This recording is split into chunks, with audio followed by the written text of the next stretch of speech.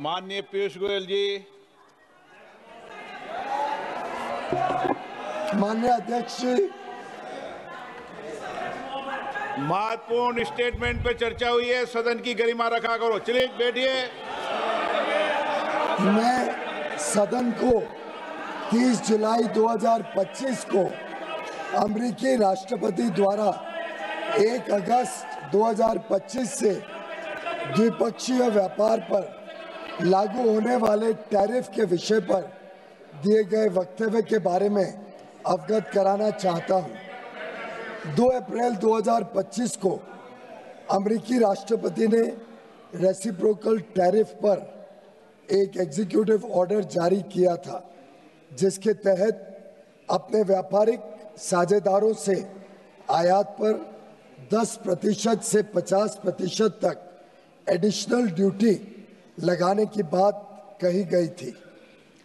10% की baseline duty 5 अप्रैल 2025 से लागू हो गई है। भारत पर एडिशनल ड्यूटी 10% के बेसलाइन टैरिफ सहित कुल 26% की घोषणा की गई थी। मूल रूप से full country specific additional tariff 9 अप्रैल 2025 से प्रभावी होने वाला था, लेकिन इसे शुरू में 10 अप्रैल 2025 को 90 दिनों के लिए स्थगित कर दिया गया और बाद में 1 अगस्त 2025 तक और बढ़ा दिया गया। भारत और अमेरिका ने मार्च 2025 में एक न्यायपूर्ण, संतुलित और पारस्परिक रूप से लाभकारी द्विपक्षीय व्यापार समझौते BTA के लिए बातचीत शुरू की, जिसका लक्ष्य 2025 के फॉल यानी अक्टूबर-नवंबर 2025 तक समझौते के पहले चरण को पूरा करना था। दोनों पक्षों ने 29 मार्च 2025 को नई दिल्ली में आयोजित पहली फिजिकल मीटिंग की चर्चा के दौरान द्विपक्षीय व्यापार समझौते की बातचीत शुरू करने के लिए विस्तृत टर्म्स ऑफ रेफरेंस TOR को अंतिम रूप दिया। इसके बाद दोनों पक्षों के बीच नई दिल्ली और वॉशिंगटन DC में 4 दौर में फिजिकल मीटिंग्स हुई हैं, ताकि निर्धारित टर्म्स ऑफ रेफरेंस के अनुसार द्विपक्षीय व्यापार समझौते के अंतिम रूप के लिए काम किया जा सके। इसके अलावा दोनों पक्षों के बीच कई वर्चुअल बैठकें भी हुई हैं।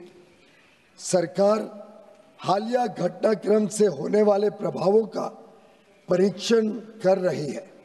वाणिज्य एवं उद्योग मंत्रालय निर्यातकों और उद्योग सहित सभी हितधारकों से संवाद कर इस विषय पर उनके आकलन की जानकारी ले रहा है।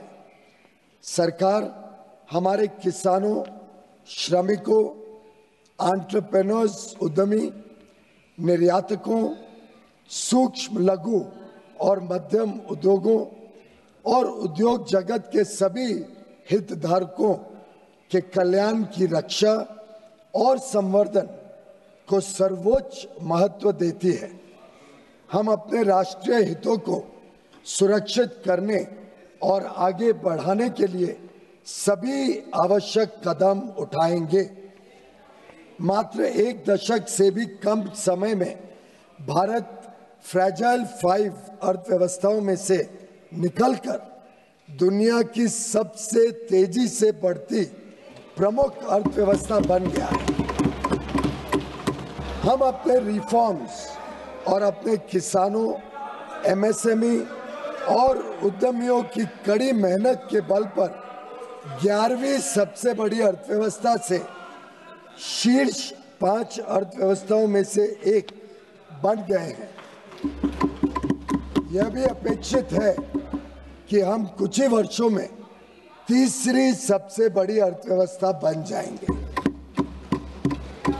आज अंतर्राष्ट्रीय संस्थाएं और अर्थशास्त्री भारत को वैश्विक अर्थव्यवस्था में एक ब्राइट स्पॉट के रूप में देखते हैं। भारत वैश्विक विकास में लगभग 16% का योगदान दे रहा है। पिछले दशक में सरकार ने भारत को विश्व की विनिर्माण केंद्र के रूप में बढ़ावा देने के लिए मेक इन इंडिया के अंतर्गत परिवर्तनकारी कदम उठाए हैं। भारत की युवक, कुशल एवं प्रतिभाशाली वर्कफोर्स भारतीय उद्योग की इनोवेशन और प्रतिस्पर्धा की क्षमता को निरंतर मजबूत कर रही है।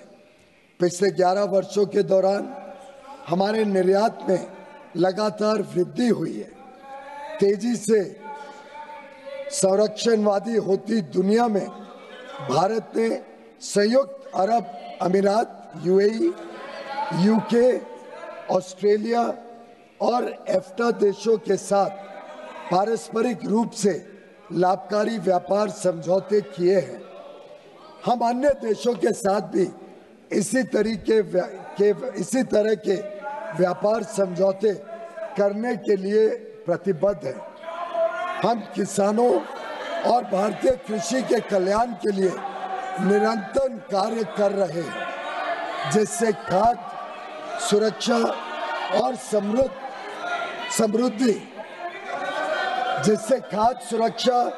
और समृद्धि सुनिश्चित की जा सके। सरकार को विश्वास है कि हम विकसित भारत 2047 के लक्ष्य की ओर समावेशी और सतत विकास की अपनी तेज गति वाली यात्रा जारी रखेंगे।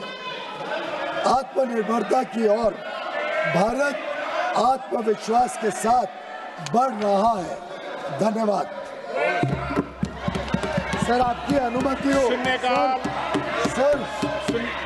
सर, मैं अंग्रेजी में भी पढ़ना चाहता हूँ। ना, एक मिनट हो जाता। शून्यकाल बैठना चाहते हो? शून्यकाल करना चाहते हो? बैठिए। चला शून्यकाल। श्री वीके श्रीकंदन,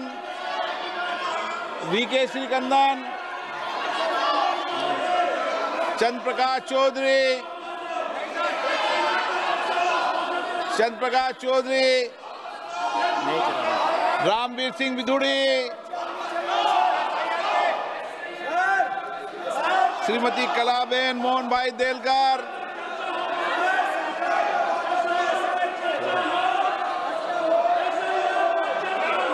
शून्यकाल नहीं करना चाहते आप?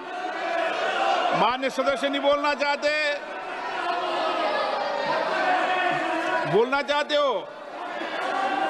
सदन में चर्चा करना चाहते हो या नारेबाजी करना चाहते हो? सदन में अगर चर्चा करना है तो अपनी सीट पे जाइए, और नारेबाजी करना है तो सदन के बाहर सड़कों पे करो। यहाँ नारेबाजी नहीं अलाउ है। जाइए। सभा की कार्रवाई शुक्रवार दिनांक 1 अगस्त 2025 को प्राप्त 11 बजे तक के लिए स्थगित की जाती है। माननीय सभापति